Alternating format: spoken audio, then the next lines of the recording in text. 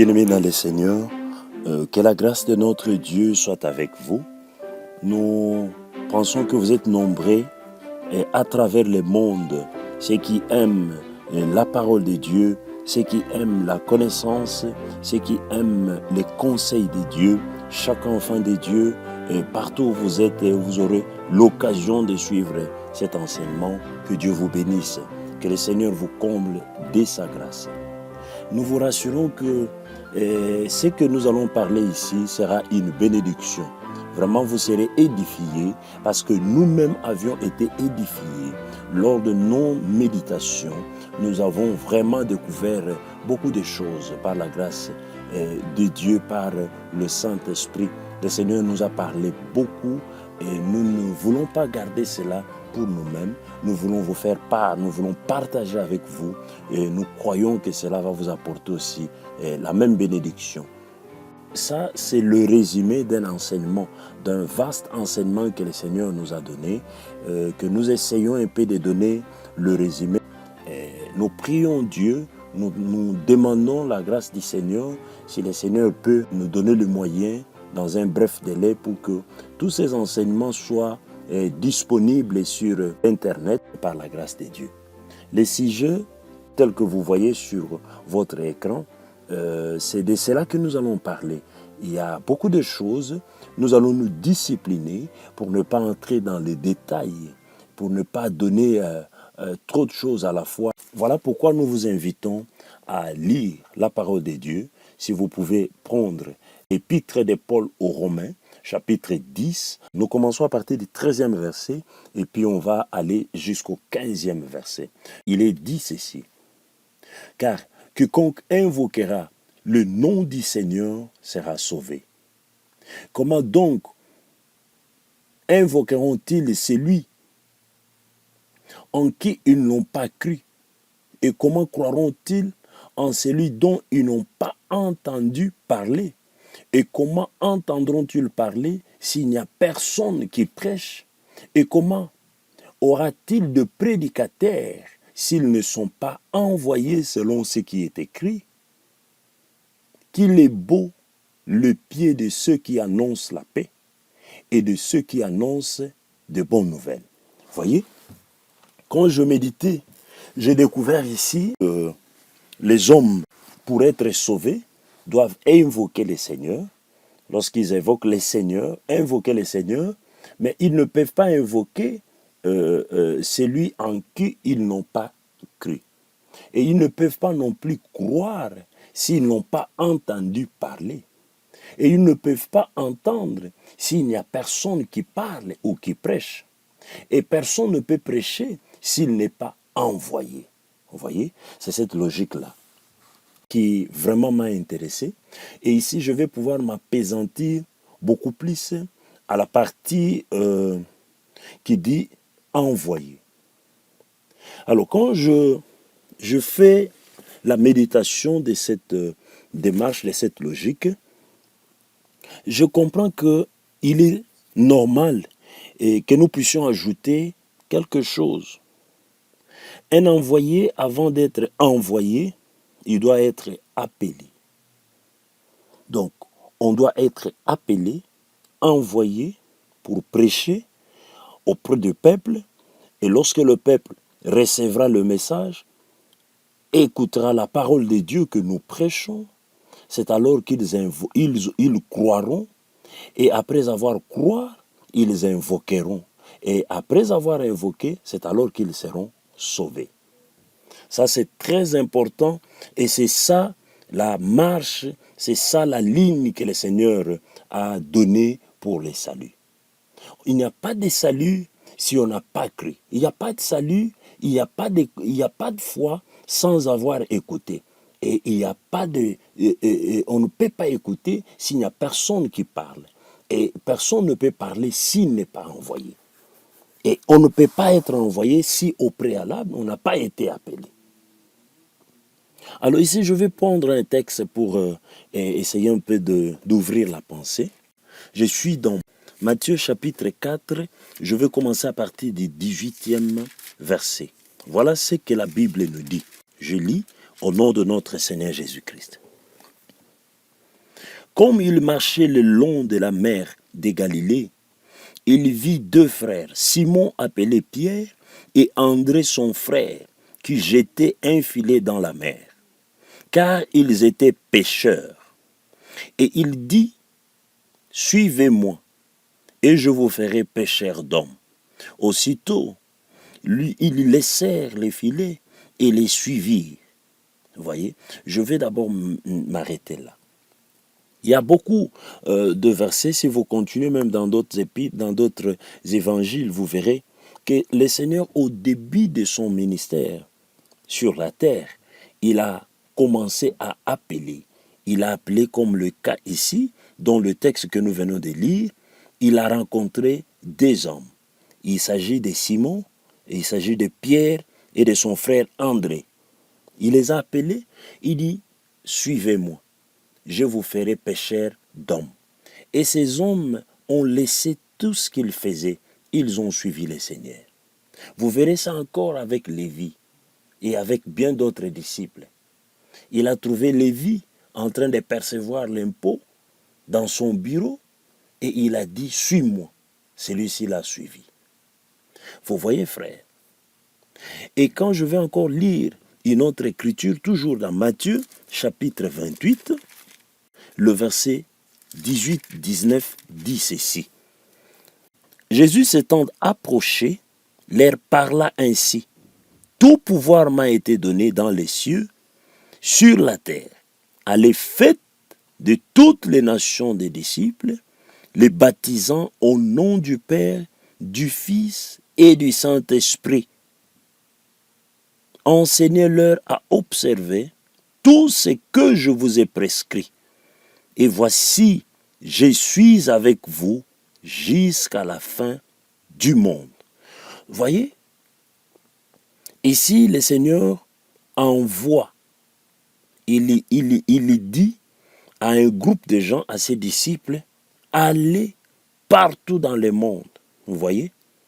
Et au premier, le passage que nous avons lu de Matthieu chapitre 4, du nombre de ses apôtres, du nombre de ses disciples ici, s'est trouvé Pierre et André. Tous ces disciples que le Seigneur a choisis, qu'il a appelés. Il les a appelés, il est resté avec eux pendant un temps, et au moment opportun, il les a envoyés. Un appelé ne reste pas un éternel appelé.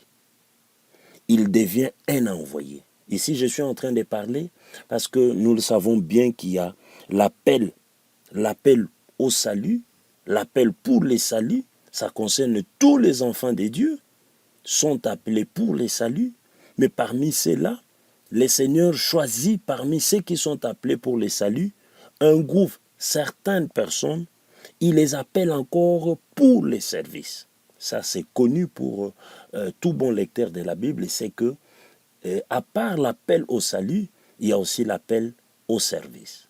Alors, là, je suis en train de parler de ceux qui sont appelés au service. Donc, il fait partie André ici et puis son frère Simon-Pierre. Il les a appelés et après un temps, il les a envoyés. Un appelé finit par être envoyé.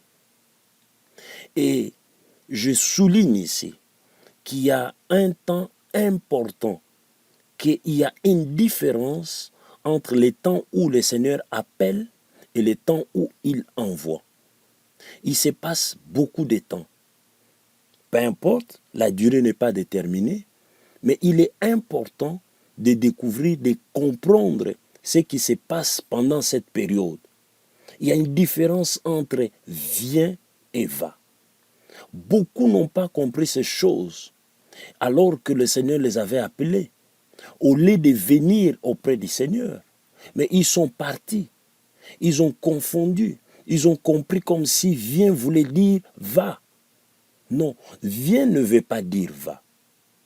Et un temps, le temps qu'il y a entre, lorsque le Seigneur dit appelle quelqu'un, il dit viens, et le temps qu'il y a lorsque il lui dit va, ce temps-là est très important. C'est de cela que je vais parler. C'est de cela que je vais m'intéresser beaucoup plus pour souligner.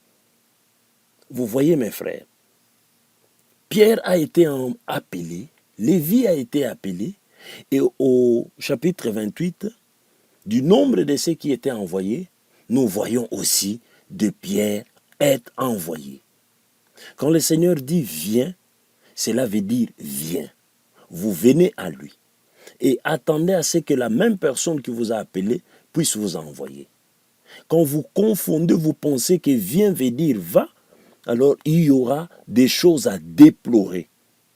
Il y aura des choses indésirables. Il y aura des choses que nous allons constater dans l'exercice du ministère de la personne qui n'a pas compris et que vient ne veut pas dire va. De la personne qui a raté, qui n'a pas compris ce qui devrait se passer entre vient et va. Je veux prendre un exemple pour que vous puissiez comprendre dans la parole de Dieu. Et si nous lisons 2 Rois chapitre 5, le verset 19. Écoutez ce que la parole de Dieu dit. Élisée lui dit, va en paix. Lorsque Naaman eut quitté Élisée et qu'il fit à une certaine distance, Géasi, serviteur d'Élisée, homme de Dieu, s'est dit en lui-même, voici, mon maître a aménagé Naaman, le Syrien, en n'acceptant pas de sa main ce qu'il avait apporté à l'Éternel. L'Éternel est vivant. Je vais courir après lui et j'en obtiendrai quelque chose, certainement. Et Géasi courut après Naaman.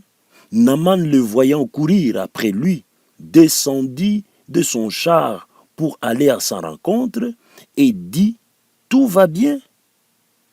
Il répondit, tout va bien. Mon maître m'envoie te dire, voici, il vient d'arriver chez moi 2 jeunes gens de la montagne d'Éphraïm, d'entre les fils des prophètes, donne pour eux, je t'en prie, 1 talent d'argent et 2 vêtements de réchange. Naaman dit, consent à prendre 2 talents. Il le pressa et il serra 2 talents d'argent dans 2 sacs, donna 2 habits, 2 habits de réchange et les fit porter devant Géasi par 2 de ses serviteurs. Arrivé à la colline, Géasi les vit. Géasi prit de leurs mains et les déposa dans la maison. Il les renvoya ces gens. Il envoya ces gens partir, puis il alla se présenta à son maître. Élisée lui dit, d'où viens-tu, Géasi? Il répondit, ton serviteur n'est allé ni d'un côté ni d'un autre. Mais Élisée lui répondit, mon esprit n'était pas absent lorsque cet homme a quitté son char pour venir à ta rencontre. Et c'est le temps de prendre de l'argent et de prendre des vêtements, puis des oliviers, des vignes, des brebis, de bœufs, de serviteurs et de servantes. La lèpre de Naaman s'attachera à toi et à ta postérité pour toujours. Et Géasi sortit de la présence d'Élisée avec une lèpre comme la neige. Vous voyez? Ça, c'est un disciple. Un disciple, d'après la parole de Dieu, Luc chapitre 6, le verset 40 dit, le disciple n'est pas plus grand que son maître. Cependant, tout disciple accompli sera comme son maître. Voyez mes frères, les disciples ne sont pas appelés à rester éternellement disciples. Disciples aujourd'hui pour être maître demain, pour devenir maître demain. Le principe de relève dans la vie, dans tous les domaines, est une réalité. Et il faut que les hommes prennent conscience de ces grands principes de relève, au lieu de créer de problèmes, au lieu de créer des conflits de génération.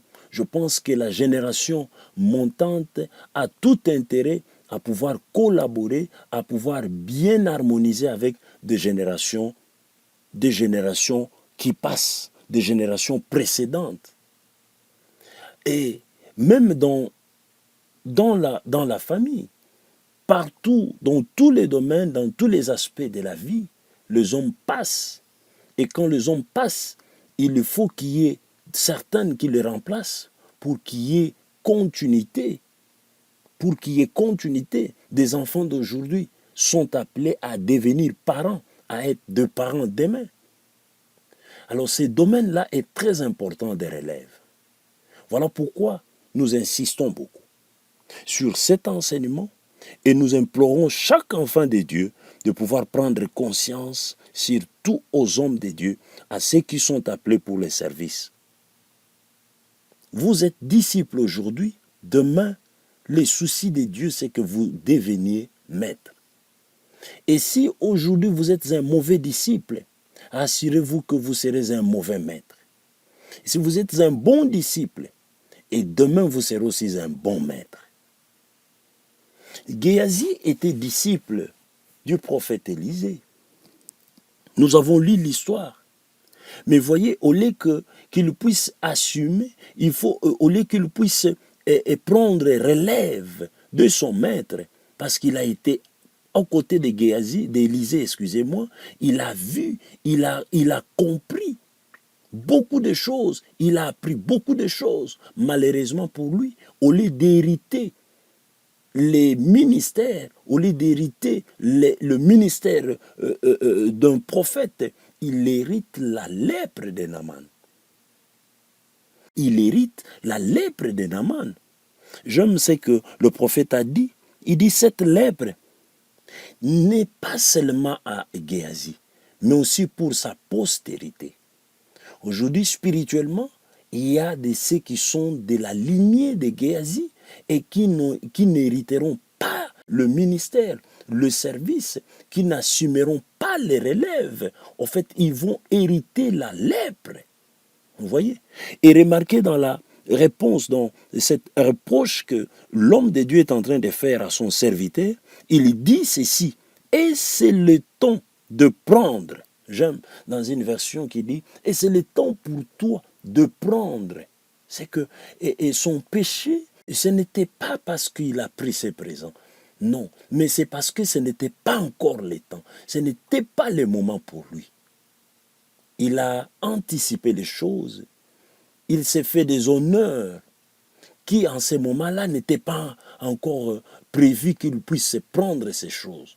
Le prophète dit, ce n'était pas le temps pour toi d'avoir aujourd'hui des serviteurs et des servants, de prendre de présents, des cadeaux. Voyez comment vous pouvez rater votre ministère, vous pouvez échouer pour faire les relèves.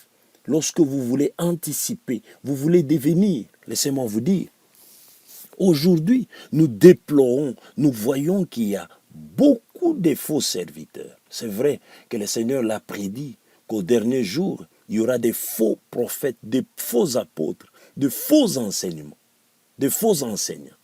Mais laissez-moi aussi vous dire que parmi tous ces faux, tous ne sont pas vraiment faux. Il y a certains qui sont vraiment des serviteurs de Dieu, appelés, mais seulement, c'est parce qu'ils n'ont pas compris, ils n'ont pas bien maîtrisé la mission, ils n'ont pas été suffisamment équipés. Voilà, aujourd'hui, ils sont sur le champ, ils sont dans les champs du Seigneur et ils se comportent n'importe comment. Et c'est là qu'on commence à douter même de leur appel. Donc, ils faillissent dans leur service parce qu'ils n'ont pas compris ce qui doit se passer, ce qui doit être fait entre vient et va. Ce sont des serviteurs de Dieu prématurés. Même un enfant prématuré, si vous demandez aux scientifiques, ils vous diront que c'est un enfant qui a beaucoup de problèmes. qui, dans sa vie, a beaucoup de problèmes. De même aussi, un ministre de Dieu prématuré pose beaucoup de problèmes dans le champ de Dieu. Il peut réellement avoir l'appel de Dieu. Mais son péché, son erreur, sa faute, seulement parce qu'il a anticipé des choses. Voilà pourquoi il est sur terrain comme un lépreux. Il hérite la lèpre au lieu d'hériter le ministère de son maître. Il est très important, mes frères. Je veux prendre un autre exemple, toujours dans Roi, mais là c'est dans 1 Roi chapitre 19. Vous allez lire ça, le verset 19 jusqu'à 21. Qui avait un prophète appelé Élie. Et Dieu le parlait de pouvoir aller oindre celui qui devrait faire le relève, succéder dans le ministère, étant prophète en Israël. Et lorsqu'il est parti, il a vu ces jeunes hommes en train de travailler. Il avait ses bœufs. Et il a fait un geste prophétique. Il a pris son manteau qu'il a jeté à ces jeunes hommes Élisée. Le jeune homme a compris le langage et il lui a demandé la permission d'aller se séparer avec ses parents et de répondre à cet appel. Lorsqu'il est parti et revenu, le serviteur de Dieu, le prophète lui a dit, va, mais souviens-toi, rappelle-toi de ce que je fais sur toi. Et voyez la suite, que cet homme, ses disciples, est resté auprès d'Élisée, d'Élie. C'est ainsi qu'à la fin, il a hérité le manteau, qu'il a hérité une double portion, une double puissance de ce qui était dans son maître. C'est différent de Géasi, qui n'a pas pu hériter le manteau, mais lui a hérité, il a hérité la lèpre. Et faites bien attention, mes frères. Voyez comment un bon disciple, comme dit la parole de Dieu, que Luc chapitre 6, 40 le dit, un tout disciple accompli sera comme son maître. Et je suis tenté de dire que sera plus que son maître, avec l'exemple que nous avons pris de Élie et d'Élisée. Parce que dans Élisée, fit trouver une double portion, 2 fois son maître. J'aime ça. Quand je méditais sur ces passages, je vis qu'ils sont de plus en plus en train il se donne, il s'accroche. Il avait vraiment besoin. Combien de fois son maître a dû même tester pour voir que s'il était un bon disciple, il dit non, reste ici. L'Éternel m'appelle dans telle ville. Il dit, je ne te laisserai pas. Et les fils des prophètes sont venus dire, ah, sais-tu qu'aujourd'hui ton maître te sera enlevé? Il dit, taisez-vous, je le sais. Voilà un disciple qui connaît tout, qui sait tout ce qui doit arriver à son maître. Et accepte de s'accrocher. Parce que c'est à la dernière minute que le prophète va lâcher, va lui donner l'héritage. Il va lui léguer les pouvoirs comme prophète en Israël. Je vais dire quelque chose ici, mon frère, que lorsque je méditais, je bénis Dieu. Il a vu comment ils avaient traversé le Jourdain sans quelque chose, sans pirogue, sans barque. Il a vu son maître prendre les manteaux et fendre les eaux. Il voyait. Et jusqu'à ce qu'ils sont allés de l'autre côté, quand le Seigneur Adonai est descendu pour prendre son serviteur. Et avant cela, le maître lui dit, demande ce que tu veux. Voilà ce qu'un disciple attend. Le moment attendu. Il dit, Père, je veux que tu me donnes ce qui était en toi, le pouvoir qui était en toi, la puissance avec laquelle tu as travaillé. Mais 2 fois, le maître dit, tu as demandé une chose difficile. Mais cela te sera accordé que lorsque tu me verras monter, être enlevé du dessus de toi.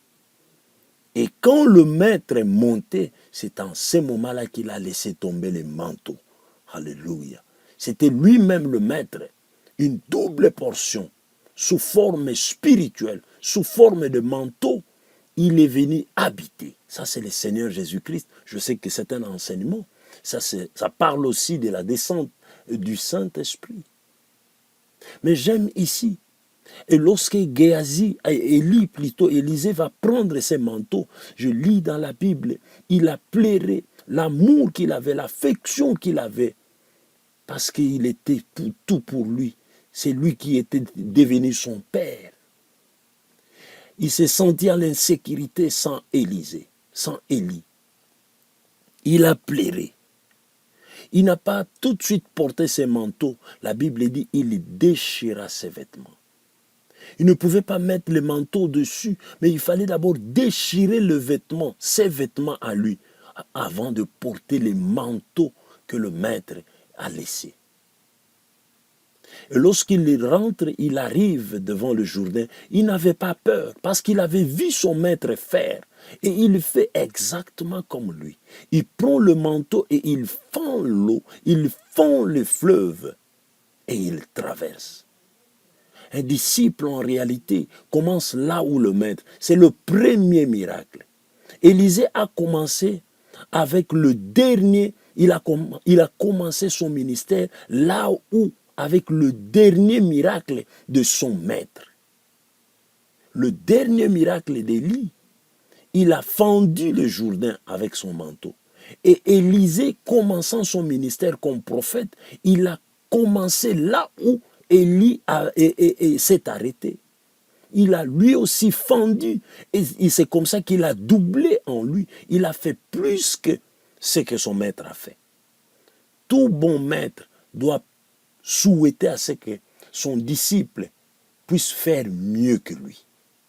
Qu'il puisse aller loin que lui. Qu'il puisse faire beaucoup, plus même en quantité que ce que lui a fait.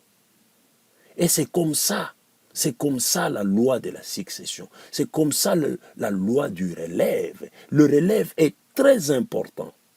Et ça doit se préparer. Si aujourd'hui on ne prépare pas nos enfants, ceux qui sont aujourd'hui enfants, et nous devons nous attendre que demain, nous aurons des parents bizarres, compliqués. Faisons tout aujourd'hui. De médecins d'aujourd'hui doivent former, encadrer de vrais médecins demain. Des avocats d'aujourd'hui des juristes doivent encadrer bien leurs disciples pour qu'eux deviennent, dans la suite du temps, des juristes, de vrais avocats, de vrais juges.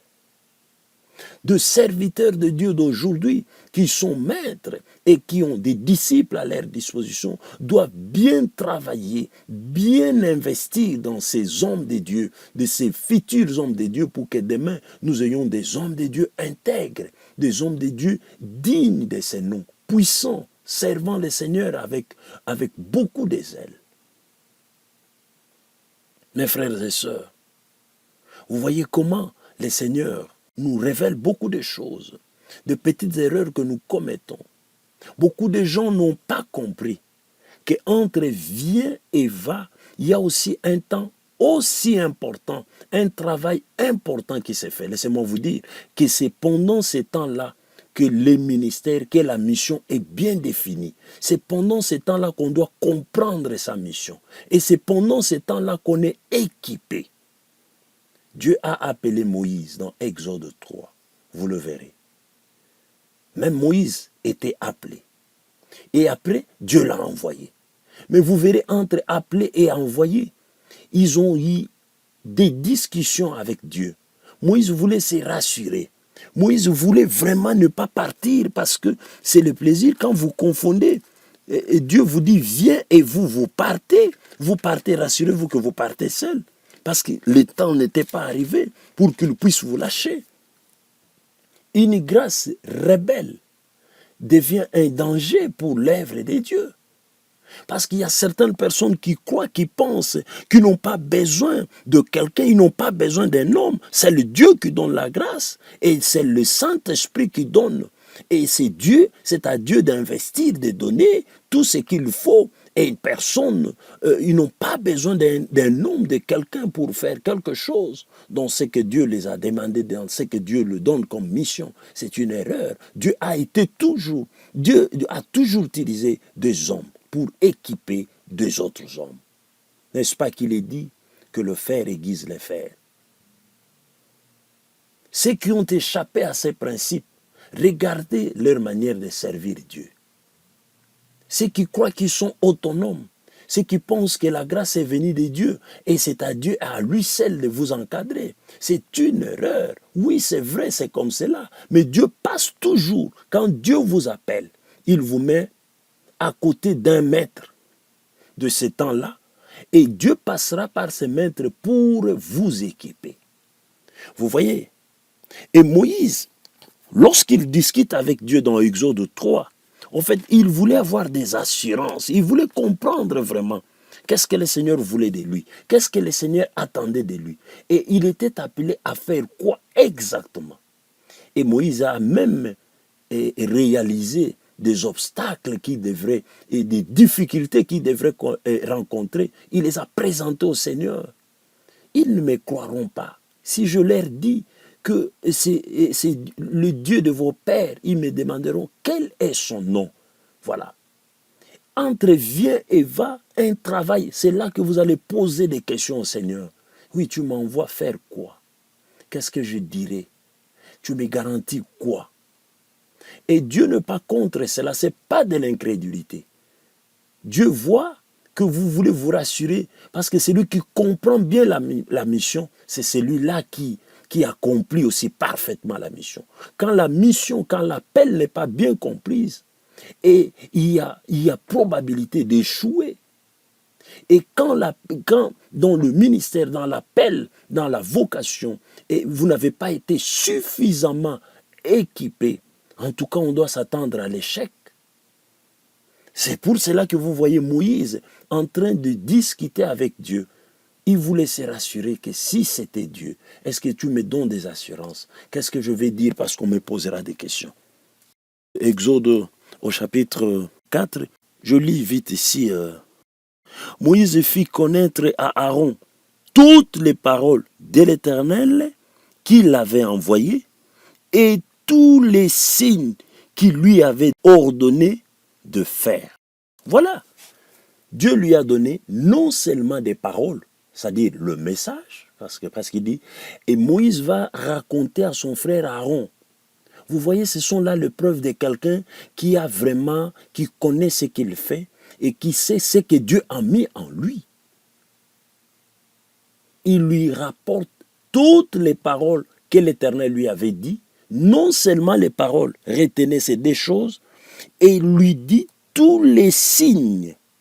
Les signes, ça relève maintenant, ça c'est le domaine de la puissance. Vous savez, ces deux signes-là, la mer remplie couverte de lèpre, et puis la verge transformée en serpent. Prophétiquement, c'est un grand message. Quand est-ce que la main de Moïse est remplie de lèpre, et quand est-ce que le serpent, la verge devient le serpent?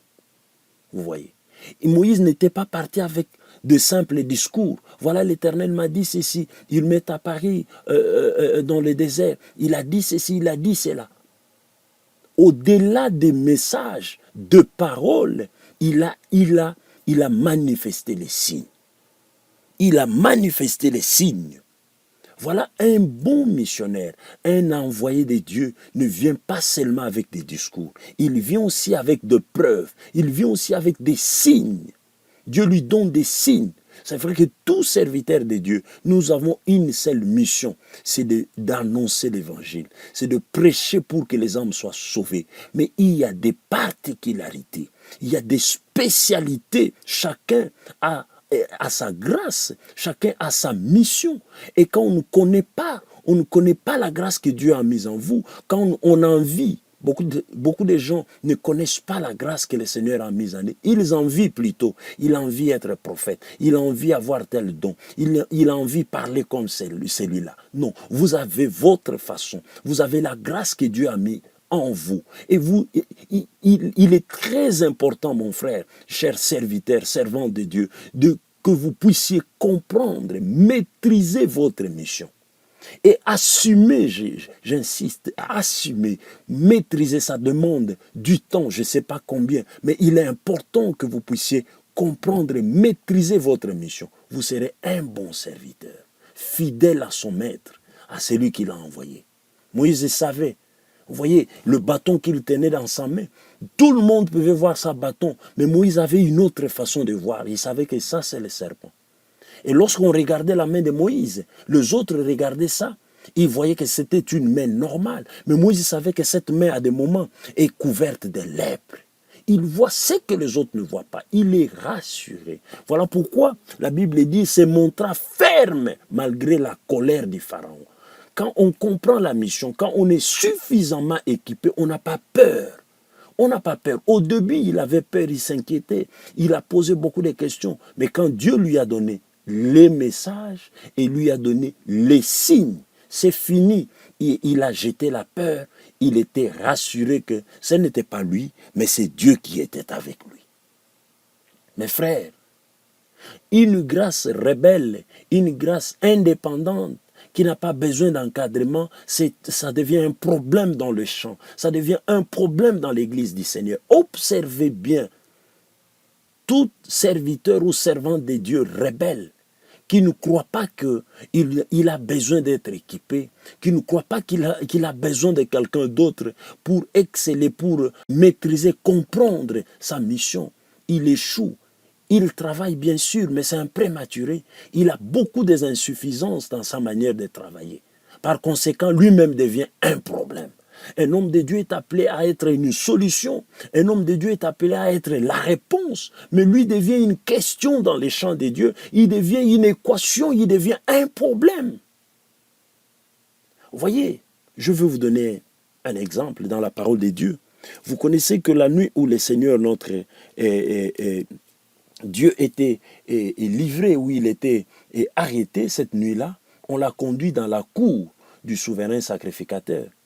Et Pierre qui les suivait et a réussi aussi à s'infiltrer, à entrer parmi tous ces gens-là qui étaient autour des faits, parce que c'était la nuit qu'il faisait froid. Les gens sont venus, ils l'ont répertorié. Non, cet homme ici, il est différent. Jusqu'à ce que la servante va donner des précisions pour contraindre Pierre pour dire que là, arrêtez, tu ne dois plus, en tout cas te cacher, nous avons des preuves que toi tu es l'un des disciples de cet homme. Il dit, tu nies, mais ta manière, ton langage est acquise. Pierre lui-même ne savait pas que depuis le jour où le Seigneur a dit, viens, je te ferai pécheur d'hommes, et tout ce temps qu'ils ont passé ensemble, sur des collines pour prier à la montagne, ils ont traversé des lacs, ils ont marché à pied avec le Seigneur. Il y a quelque chose de spirituel qui s'est passé, que Pierre lui-même ne se rendait pas compte. Et c'est cette servante qui l'a fait découvrir à Pierre. Il dit, ton langage t'acquise. Avant, Pierre avait sa manière de parler. Avant, Pierre savait qu'il parle normalement comme il avait l'habitude. Mais à force d'être aux côtés du Seigneur Jésus-Christ, 3 ans à peu près, cette femme dit, tu parles comme lui. Laisse-moi te dire qu'il y a des choses spirituelles que le Seigneur investit dans son serviteur, qu'il lui donne.